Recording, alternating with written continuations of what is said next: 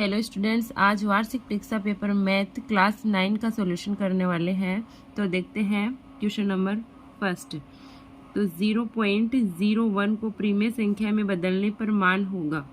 इसको प्रीमेय संख्या में कन्वर्ट करना है तो यहाँ पे कितने अंक छोड़ के पॉइंट है 1 2, तो इतने ही जीरो नीचे लगा देंगे। तो इसका सही आंसर क्या होगा 1 2। तो 2 0 कहाँ पे है 1/100।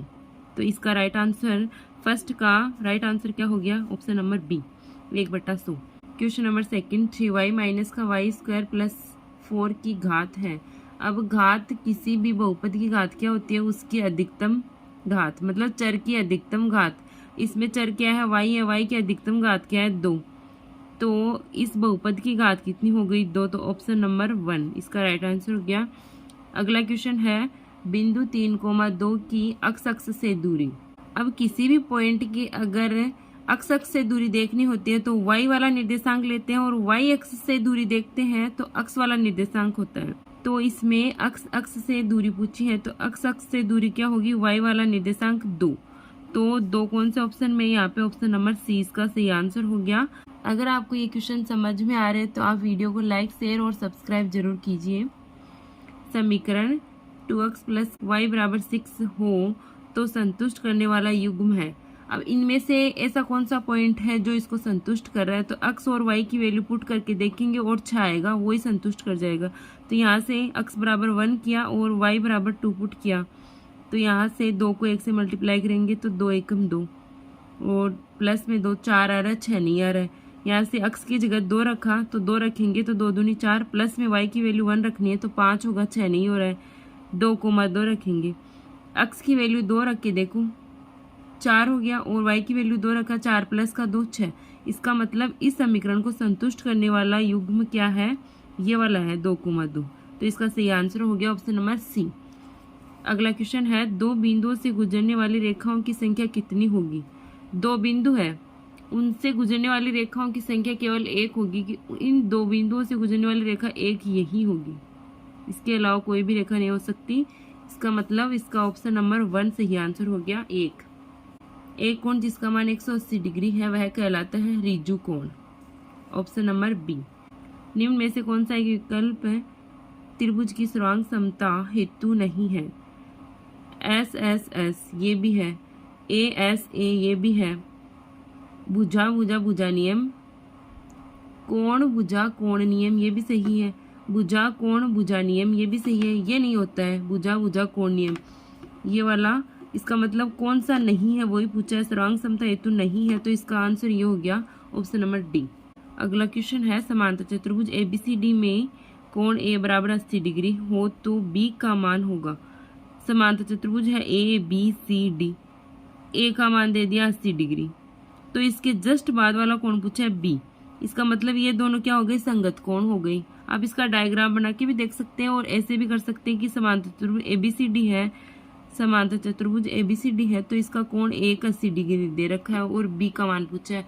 और समांतर चतुर्भुज में हमें पता है कि संगत कोणों का योग 180 डिग्री होता है, तो इसमें क्या होगा A और B का योग 180 डिग्री होगा। इसका 80 है तो बाकी B का कितना हो गया 100 डिग्री हो गया, तो ऑप्शन नंबर सी इसका सही आंसर हो गया।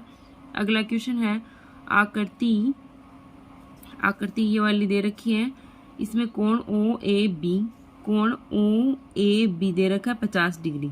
तब ACB का मान पूछा है, ACB का मान, इस वाले एंगल का मान पूछा है अपन को, ये वाला दे रखा है। तो अपन को इसमें दिख रहा है कि ये वृत्त है और ये वाली इसकी त्रिज्या हो गई और ये वाली भी इसकी त्रिज्या हो गई। इसका मतलब ये और ये दोनों बराबर है। और इस वाले त्रिभुज में देखें तो बराबर भुजाओं के सामने बराबर कोण बनेंगी, तो इस वाली भुजा के सामने 50 है तो इस वाली भुजा के सामने भी ये वाला भी क्या होगा 50 होगा, तो ये वाला 50 हो गया। अभी इस त्रिभुज में हम देख रहे हैं कि ये वाला 50 ये वाला 50 और तीनों कोणों का योग 180 डिग्री होता है। तो यहाँ पे ये 2 कोण 50-50 हो गए, तो ये वाला बच गया, ये कितना हो गया 80 डिग्री, 80 डिग्री हो गया। और अपन को एक प्रॉपर्टी पता है इसमें कि किसी जीवा के द्वारा केंद्र पर बनाया गया कोण उसकी परिधि पर बनाए गए कोण से डबल होता है। इसका मतलब ये वाला कोण इस वाले कोण का 2 गुना है, या फिर ये बोले कि ये वाला कोण C इस वाले का आधा होगा, 80 का आधा कितना हो गया 40, तो ये वाला होगा 40 डिग्री। इस वाले कोण का आधा होता है ये ऊपर वाला कोण, परिधि पे बना हुआ कोण। तो 40 डिग्री ऑप्शन नंबर ए में है, तो ऑप्शन नंबर ए इसका सही आंसर हो गया। समबाहु त्रिभुज का परिमाप है 18 सेंटीमीटर। इसका क्षेत्रफल क्या होगा? तो सबसे पहले इसकी भुजा निकालेंगे। 18 सेंटीमीटर परिमाप है और तीनों भुजाएं बराबर होती है, तो इसका मतलब क्या होगा? एक भुजा का माप निकालना है अपन को। तो समबाहु त्रिभुज की मान लो ये समबाहु त्रिभुज है, तो ये भुजा अक्ष, ये भुजा अक्ष, ये भी अक्ष, और तीनों का परिमाप अपन को दे रखा है कितना? 18 सेंटीमीटर दे रखा है। तो 3 अक्ष बराबर 18 सेंटीमीटर हो गया। तो अक्ष बराबर कितना हो गया? 6 हो गया। इसका मतलब एक भुजा की लंबाई कितनी होगी? 6 सेंटीमीटर। और अपन को इसका क्षेत्रफल पूछा है, तो क्षेत्रफल क्या होता है? समबाहु त्रिभुज का क्षेत्रफल होता है √3/4 भुजा स्क्वायर। भुजा कितना है? अक्ष मतलब 6 सेंटीमीटर, तो 6 का स्क्वायर हो जाएगा। ये हो गया 6 का स्क्वायर, तो ये हो गया 36 हो गया। मैं यहाँ पे डायरेक्ट लिख रही हूँ और यहाँ पे हो गया 9, तो इसका आंसर हो गया 9√3 सेंटीमीटर क्षेत्रफल है, तो स्क्वायर हो गया। तो इसका option number 9√3 option number D में दे रखा है 9√3 सेंटीमीटर स्क्वायर, तो इसका राइट आंसर हो गया ऑप्शन नंबर डी। अगला क्वेश्चन है 5 सेंटीमीटर त्रिज्या वाले अर्धगोले का संपूर्ण पृष्ठीय क्षेत्रफल होगा। अर्धगोले का संपूर्ण पृष्ठीय क्षेत्रफल क्या होता है? 3πr², और इसमें r क्या दे रखा है? 5 सेंटीमीटर। 3πr² हो गया इसका फॉर्मूला, और 3πr की जगह रखा 5, 5 का स्क्वायर किया 25 हो गया, और 25 को 3 से मल्टीप्लाई किया, इसका स्क्वायर हो गया 25, 25 को 3 से मल्टीप्लाई किया 75। तो इसका सही आंसर हो गया option number B 75 pi centimetre. अगर आपको वीडियो अच्छा लग रहा है तो वीडियो को लाइक, शेयर और सब्सक्राइब जरूर कीजिए। अगला क्वेश्चन है वर्ग अंतराल 140 से 150 का वर्ग चिन्ह है। वर्ग चिन्ह क्या होता है? इन दोनों के बीच का पॉइंट होता है। तो बीच का पॉइंट क्या होगा? 145। 140 और 150 के ठीक बीच का पॉइंट होगा 145, और इसको निकालते कैसे हैं? 140 प्लस का 150 डिवाइड में 2, तो 145 आएगा। तो इसका सही आंसर हो गया 145, या फिर आप डायरेक्ट भी इसका बीच का पॉइंट देख सकते हैं।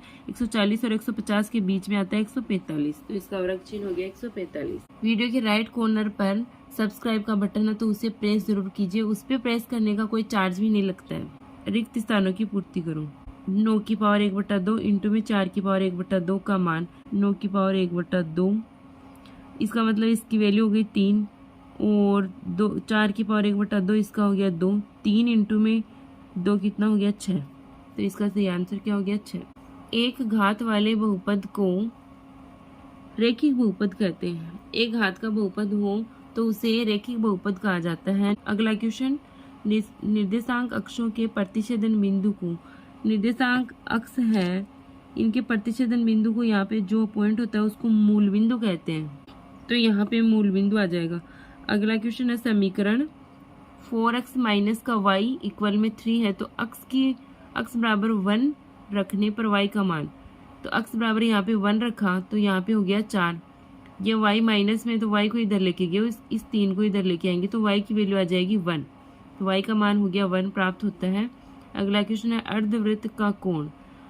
अर्धवृत्त है ये एक अर्धवृत्त हो गया, ये वाला, ये ऊपर वाला अर्धवृत्त हो गया। तो अर्धवृत्त में ये एक परिधि पर बनाता है, ये कोण कितना होता है? समकोण होता है एक, तो यहाँ पे आएगा एक समकोण होता है।